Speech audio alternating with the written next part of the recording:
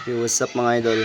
Okay, so ngayon papalit tayo ng brake shoe ng Click 125i. Okay, so natanggal ko na yung tambutso mga idol. So kailangan nyo lang alisin yung dalawang tornilyo doon sa yung exhaust bolt nya. Ayan, yung dalawa dyan, kailangan nyo tanggalin niya. So ayan, natanggal ko na mga idol. Ayan na siya. Okay, so susunod naman tanggalin itong mga idol, itong swing arm ito. So hindi mo matatanggal yung brake shoe kapag hindi mo tanggalin tong swing arm. Ayan, so naluwagan ko na mga idol, tatanggalin ko na lang.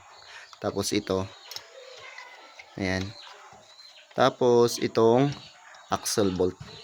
Okay, so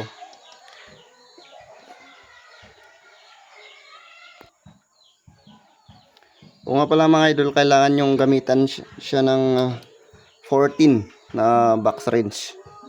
O itong dalawang to 14, tsaka yung exhaust bolt dun sa itong tambutso 10mm yan. Tapos ito kailangan yung gamitan ng 24. Ayan, 24 siya. So ngayon tatanggalin ko lang itong swing arm, tsaka papakita ko sa inyo kung paano tanggalin itong brake shoe nya. O nga pala mga idol, hindi nyo matatanggal ito kapag hindi nyo i-ano yung preno. Pihitan yung preno para mag-steady itong gulong natin. So hindi nyo matatanggal ito kapag hindi nyo pihitan yung preno. So mga idol, hindi kaya ng preno na higpitan itong gulong natin. Maglalagay na lang tayo ng pan dito pang steady natin para hindi ikot itong gulong.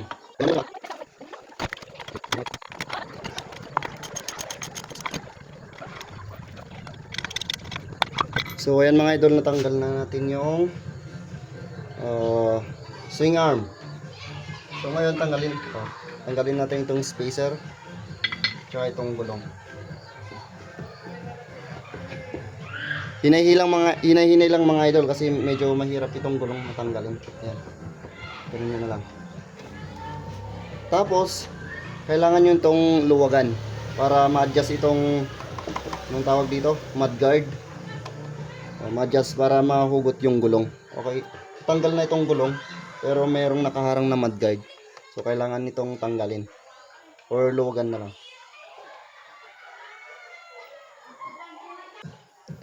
Okay, so kailangan natin ng allen wrench, parang pang paluwag. Yan, para ma-adjust. Tsaka dito sa taas.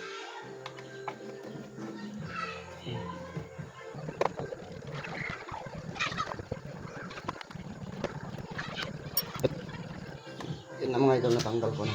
So ayun, hugot na. So natanggal na natin yung gulong. Yan, simple lang tanggalin to mga idol, ganun nyo lang. Ayun, tanggal na. Oh, yan na siya. Tanggal na natin yung brake shoe. Ngayon meron tayong binili na RCB. Try natin kapag matibay itong RCB na binili natin. RCB. Okay, so ngayon lilinisan lang natin itong hub natin. So linisan lang natin ng rags. Mas maganda sana kapag meron tayong steel brush, pero wala naman kaya ganito na lang. Uy, parang pwede naman ito medyo okay pa, kaso nga lang hindi na kumakapit. Kailangan natin i-adjust ito.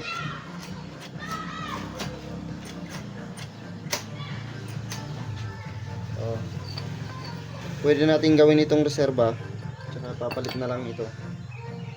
Palit lang natin itong bago na RCB, baka matibay. So yan mga idol, lagyan muna natin ng grasa itong axle nya para hindi kalawangin, lalo na't laging dumadaan sa tubigan.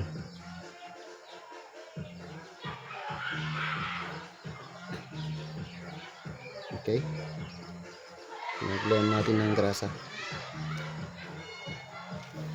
Ayan na, babalik na natin tong gulong. Oops.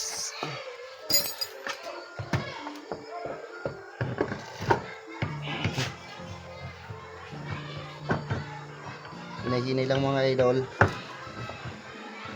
Tapat natin sa may ngipin.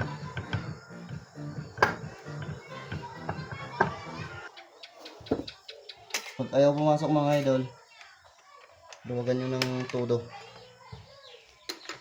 Itong adjuster. Laan natin.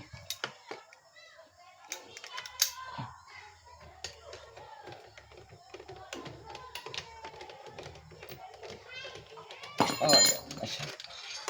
Yun.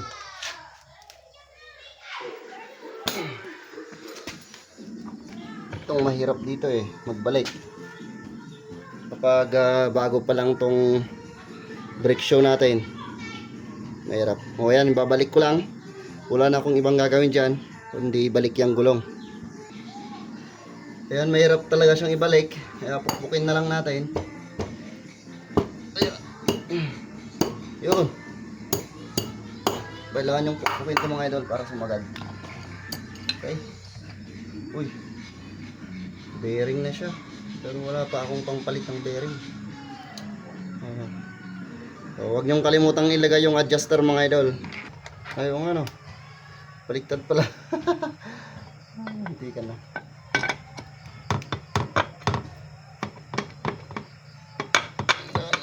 Balik. Pukuin.